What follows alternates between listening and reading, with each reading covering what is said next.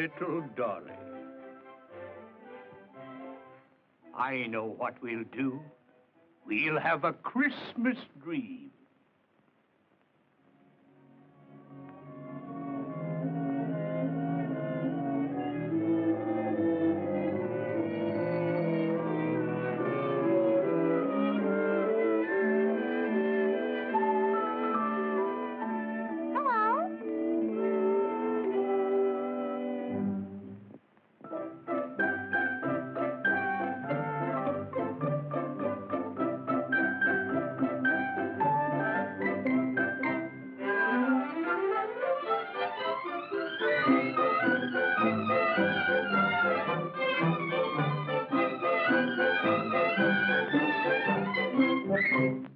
I'm still lots of fun, even though you have new Christmas toys.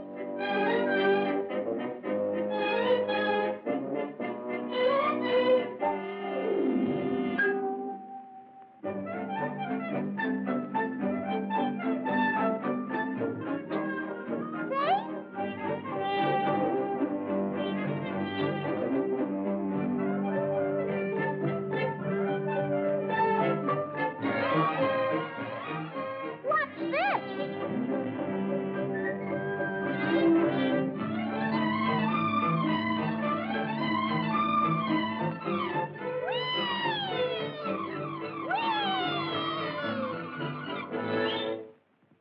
I can play the piano, too.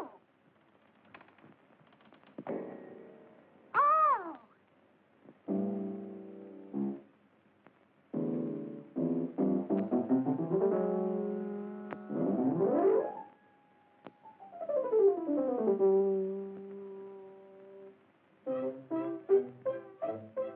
How do you like my fancy playing?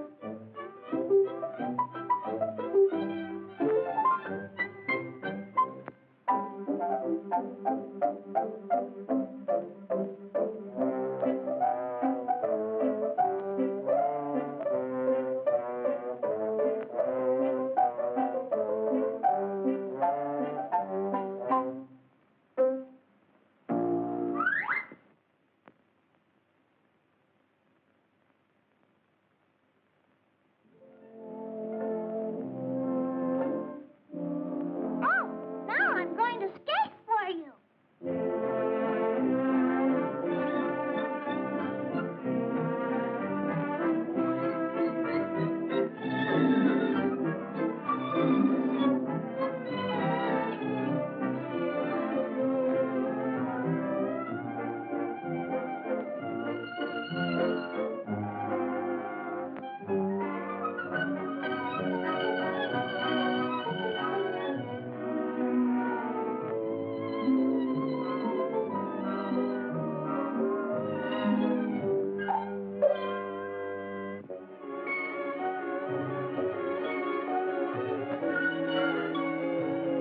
Help! I'm all tangled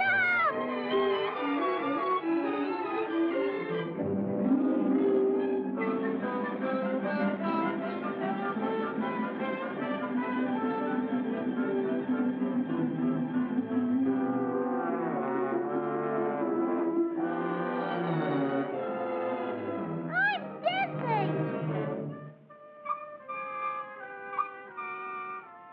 Let's take a ride.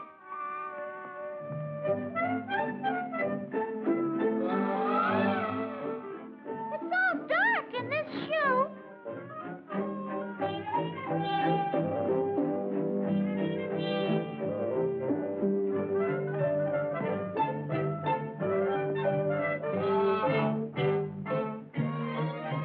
Come on!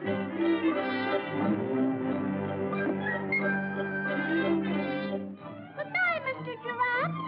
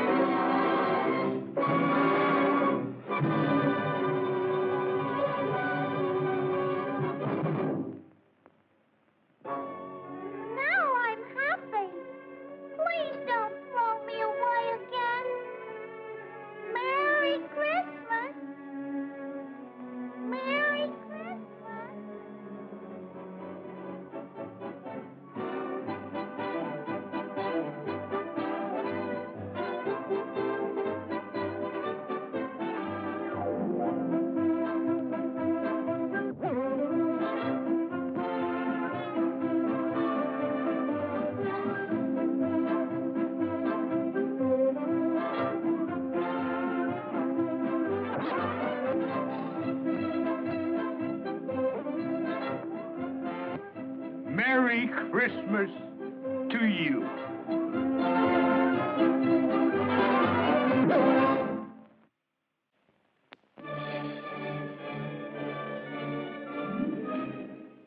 A Christmas Tree. This is a film made in Russia, 1959. Original music composed and conducted by Nikolsky. English by Martin Gilbert. Once upon a Christmas in Moscow, Russia, there lived a little boy named Kolya. He always loved the Christmas season. It was the time of year when people were happy and trees were decorated with many beautiful ornaments. This year was different for Kolya. As he looked at all the pretty decorations on the Christmas tree, he thought of his father, who worked as a weatherman in faraway Antarctica. Kolya knew that in the land at the bottom of the world, there were no trees to decorate, nothing but ice and snow. If only there was some way Daddy could have a Christmas tree. Why, Christmas just isn't Christmas without a tree and all the ornaments. Yes, if only there was a way Kolya could be sure his daddy would have a tree for Christmas.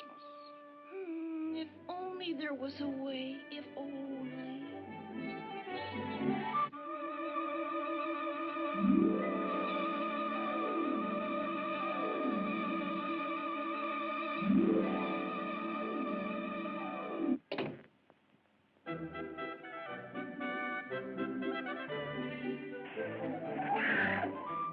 Hey, taxi! Hop in. Thank you. Where to? Antarctica, please. Where? Why, that's at the South Pole, isn't it? I want to take my father this tree. I wish I could help you. I don't have enough gas. Say, look, there's someone who can help. That's Santa Claus.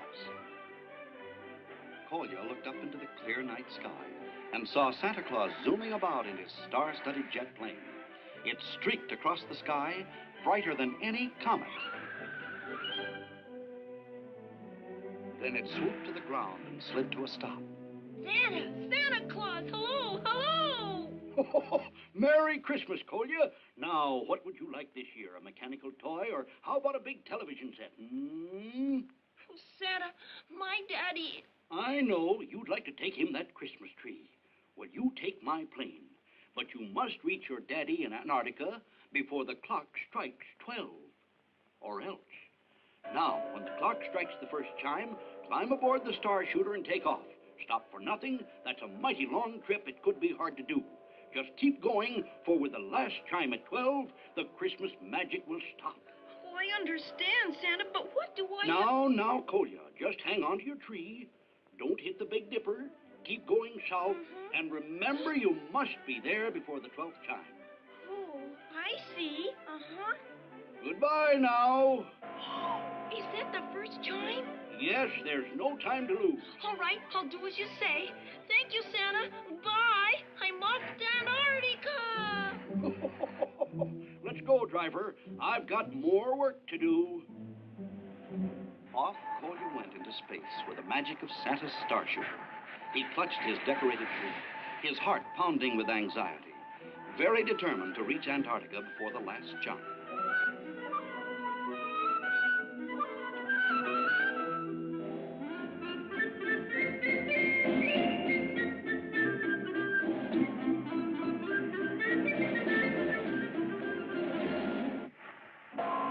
Second chime, and Kolya was approaching Italy. I can hardly believe it. It's beautiful. The sky lit up with magnificent fireworks in celebration of the Yuletide season. There was so much to see. And then Kolya grew very warm. Phew, we must be going over Africa. It's a long way down. And as Kolya looked below, a horrifying sight caught his eyes. A sandstorm swirled angrily from the ground. The fierce wind whipped round and round. Higher and higher went the wind.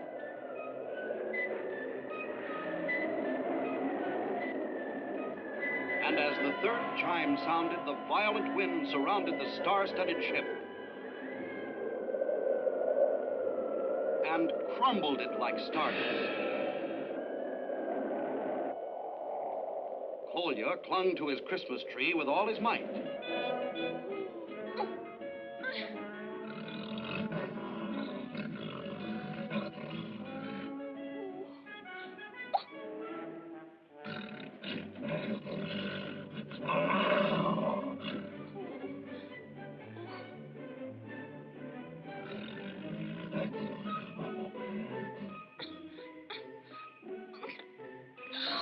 The fourth chime. What can I do? I've got to get there. I must. Halt! Stop, I say! Oh, please don't eat me, Mr. Lion. I don't taste good. I wouldn't eat a little boy. I have children of my own. I just want to know where you got your pretty Christmas tree. Oh, from my home in Russia. That's where. I've been running all over Africa looking for one. What a waste of time. Oh, I'd give you this one, but I can't because I want to take it to my daddy in Antarctica. It's for Christmas. At the fifth chime. Oh, no. Oh, quick. Which way is the South Pole? Let me see. Bless my stars, I do remember. It's that way. Go straight, then turn right. Oh, thanks. But I don't think I can go fast enough. You go fast. I'm in such a hurry. Could you? Give you a ride? Why, sure, Sonny. Hold on tight. It's the sixth. Please hurry.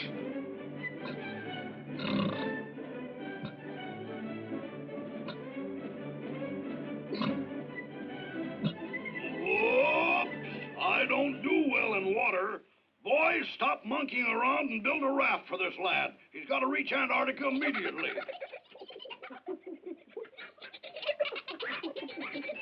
That's service, lad. The raft ought to float you to Antarctica. Wonderful. Thanks, everyone. Still clutching his tree as the seventh chime sounded, Kolya stood bravely on his raft. When a huge wave swelled, his raft fell apart. Then his feet touched something strange. Now, how in the salty seas did such a little boy get way out here? Oh, I'm on my way to Antarctica. Can you hear me? Oh, Mr. Whale, could you help me get to Antarctica, Mr. Whale? Oh.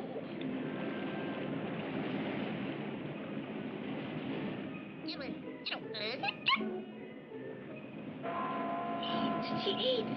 I've got to hurry, please. No blubbering. Leave that to the whales, and I'll give you a whale of a ride. The whale proudly shot through the rough waters, faster than any ship could sail, to the very shores of Antarctica. Thanks. Once ashore, Kolya trudged onward, even though a snowstorm almost broke his last hopes. My dad's not afraid of snowstorms, so I won't be either.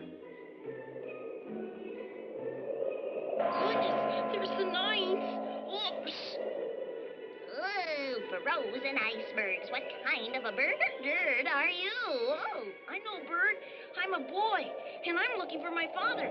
a boy. Oh, my goodness. I'm a penguin, so you're a human boy. That's very interesting. The 10th chime. Oh, please. Where's the weather station? The what? The weather station? Oh, I'm glad you're a boy. I'm a penguin. Are you sure? Oh, you're the son of the weatherman at the camp. I thought you were. Yes, you look like him, just like him. I look like my family, too. See, don't we all look alike? We always have looked alike. Never saw anything before like it. We always look alike. Yes, we do. Oh, please. Please, my daddy. You don't understand. I do. Want me to sing for you? That's the 11th chime. We'll have to hurry or I'll be late. We'll help you then. Come on, everybody.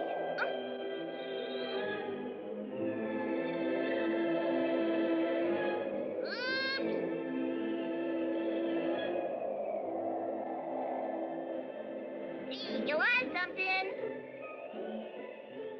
Oh, we're too late. Oh, there it is. Too late. Kolya was frozen with disappointment. He couldn't go any further. Oh, Kolya. Here's a cable for you from Antarctica. Oh, Antarctica? Oh, thank you. Thank you. It's from Daddy. Mother, a cable from Daddy. Oh, Mother, look. Read it. Received a big Christmas tree by plane today. Merry Christmas, love, Daddy. Oh, Daddy did get his Christmas tree. He did. Hooray! That's fine. Merry Christmas. And a Happy New Year, too.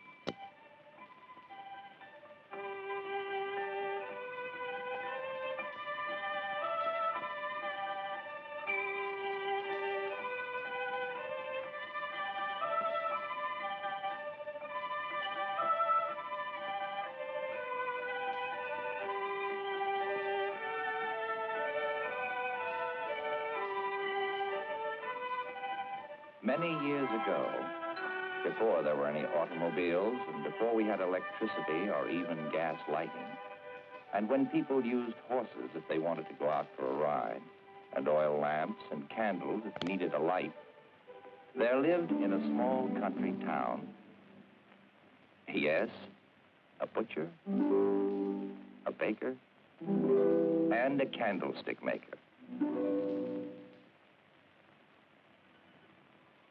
With just over a week to go before Christmas, the townspeople were busy indeed. And none more so than the candlemaker and his young son, Tom.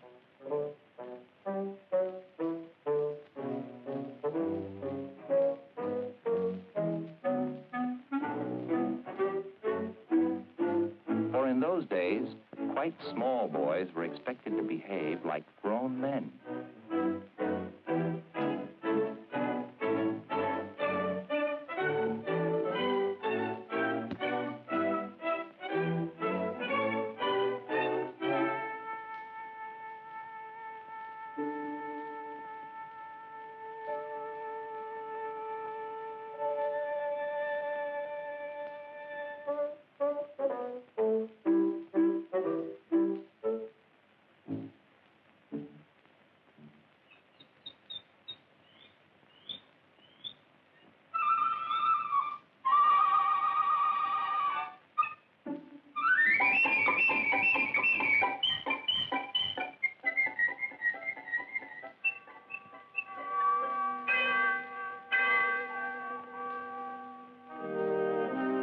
For years now, every Saturday at 4 o'clock, the candlemaker had been making the journey from his shop to the church across the square.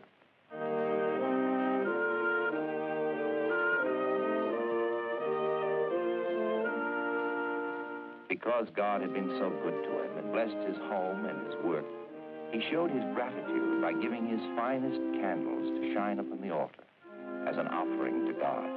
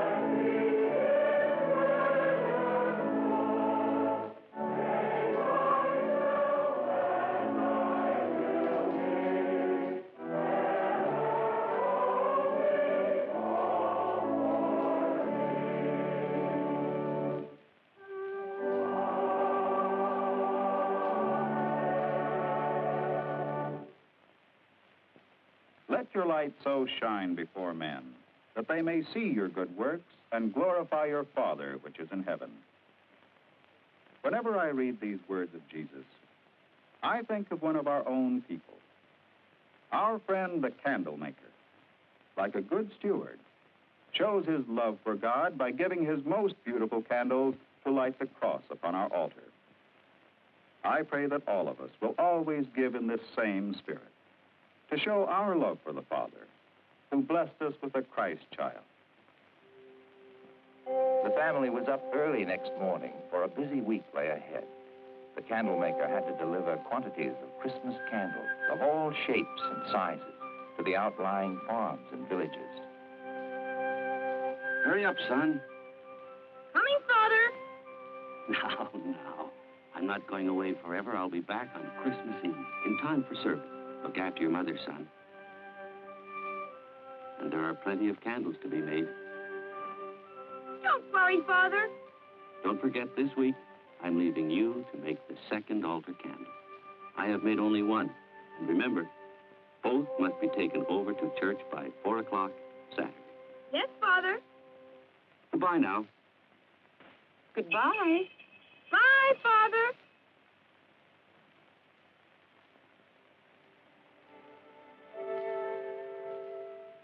With his father away and his mother extra busy getting ready for Christmas, young Tom was in charge of the workshop, with the task of turning out many candles a day. And then there was the altar candle for the Christmas Eve service on Saturday.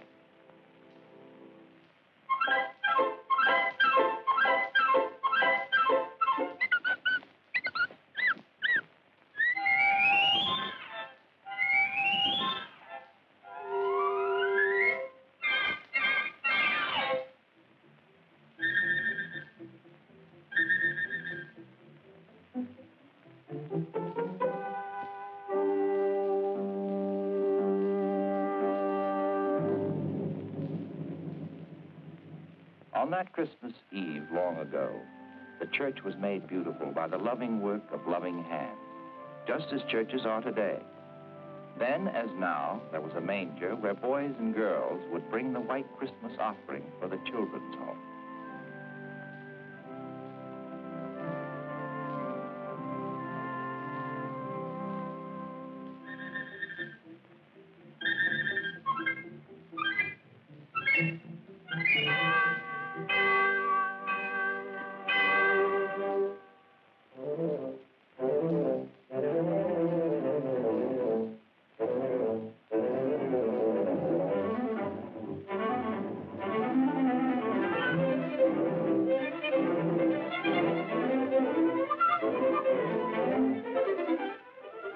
Tommy!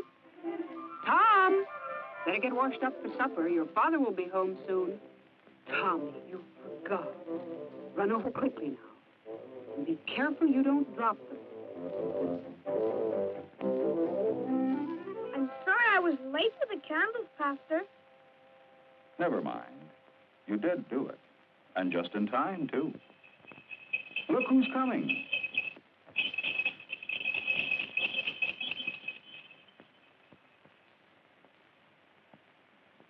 Well, son, did you make the church candle? Yes, Father.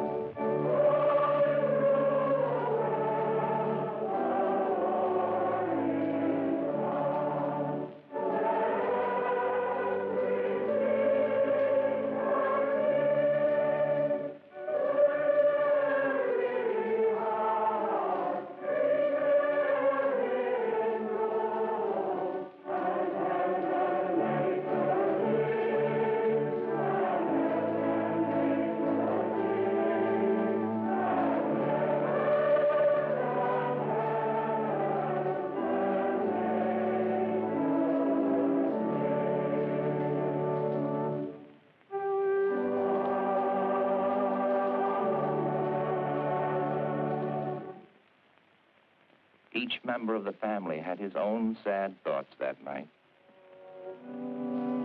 To think that a son of mine should make such a candle, a worthless candle that won't shine, and after all these years. Young Tom knew what his parents were thinking, that he had failed them, and that he had failed God.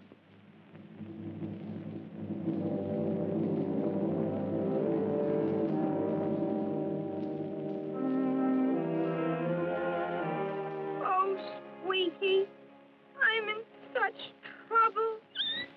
I have to make the candle all over. I wish I could be made over as easily as candles. Won't be easy. Jesus will help.